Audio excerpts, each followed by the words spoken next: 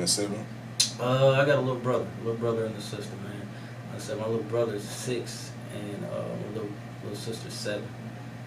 So, talk about, being an older sibling. Like, what that was it? that happened early in life, man, and that's what inspired me to continue to do more than I was capable of, man. Because, like I said, once you know, I mean, I'm a believer of God, man. Once you know that what you got planned is bigger than you, and you see it happen, you got to take advantage of it. Like I said, with me, even with my store, I wasn't even ready to open it. Like, once the opportunity came, and I was like, damn, this is what I've been praying for. Like, he trying to get it to me.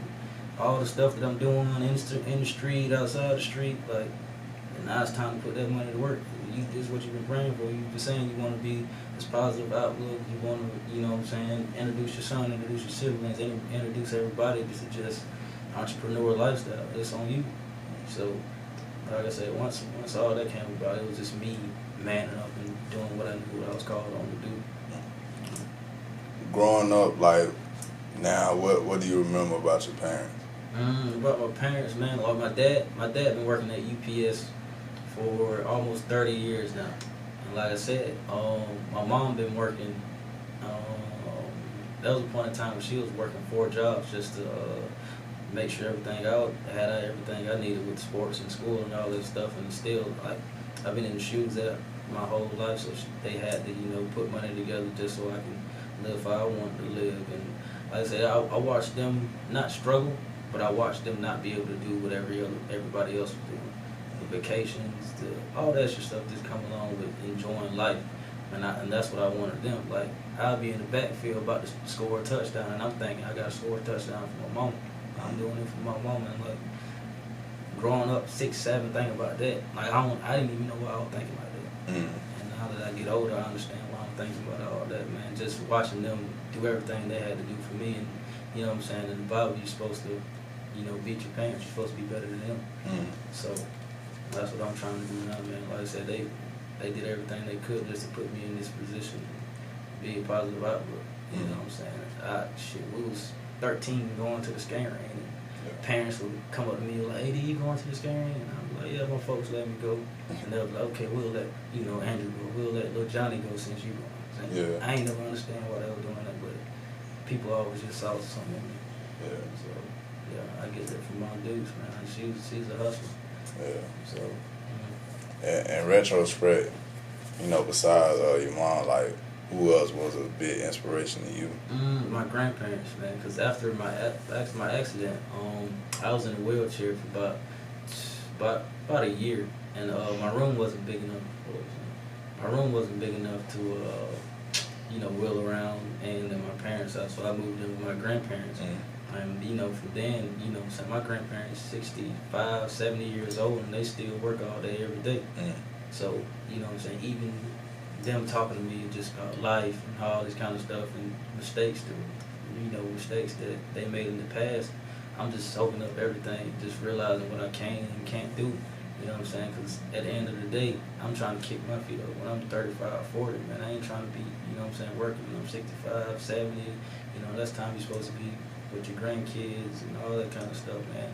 So, like I said, it's a lot of work to be done so I can have everybody straight around me. Like I said, until everybody's straight around me, then I can kick my feet up. Like I said, when my grandparents can go on vacation when they want to, when my mom ain't got to work, she can keep my books and I pay her, but you know what I'm saying, until she get that free will to do whatever she got to do, man, I'm still busy, man. Yeah.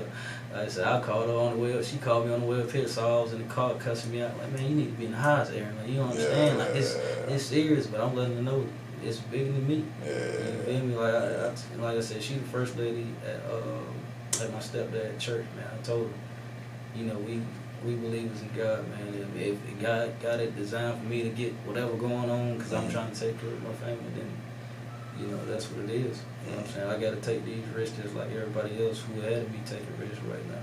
You know what I'm saying? The people who are outside right now got something that's bigger than them that they going on. You know what I'm saying? People that's in the house right now, they comfortable. I ain't comfortable. I get nervous when I get comfortable. Yeah, and that's why I say this everything that's going on now kind of a blessing and a curse. Because I opened the store and I got comfortable with everybody, with having 200 people come to my store and not having to post as much, not having to, you know, put out as much content because I had the consistent following of everything coming in.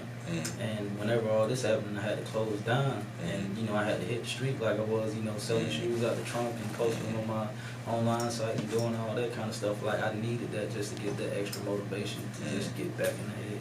You feel me? I was comfortable making 10 grand a month when I know I could make 30.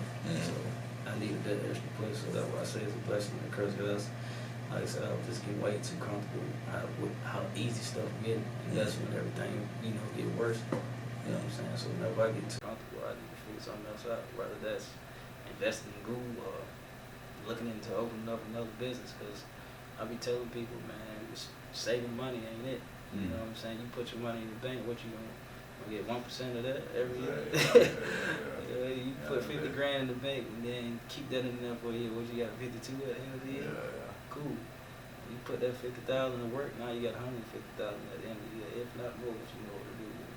So you got to look at things like that, man. I'd rather my account be on zero, having my money work for me, and me just having to pay my bills, and then when it's all said and done, I got triple, quadruple, or whatever I invested in. So it's all about that.